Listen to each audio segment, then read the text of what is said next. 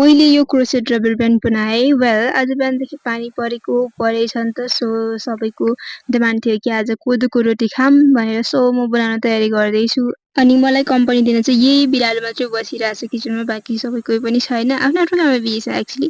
रोटी पनि रेडी भइसक्यो, त्यस पछाडि मैले सबलाई सर्भ गरेँ अनि आफू पनि बसेर खाएँ। एक्चुअली पनि यसरी कोदोको रोटी एकदमै धेरै समयपछि खाँदैछु क्या, यसरी टमाटरको अचारमा मलाई एकदमै मनपर्छ। सो म फटाफट खान्छु अनि त्यस पछाडि मैले यहाँ फुलहरू चाहिँ अलिक एक्स्ट्रा पार्टहरू काटिदिएर अलिक यस्तो गोलो गोलो टाइपको बनाउनु खोजेको, बट खासै राम्रो त भएन। अनि त्यस पछाडि मैले यहाँ क्रोसियाहरू कस्तो कस्तो बनाएको छु त्यसो गर्छु। सो फर्स्टमा मैले यो बनाएको थिएँ एउटा रबर ब्यान्ड, जुन चाहिँ पिङ्क कलरको थियो कम्प्लिटली, एन्ड मेरो कपाल त एकदमै सानो छ, त्यही भएर मैले यसको कपालमा ट्राई गरेको छु। It's look good.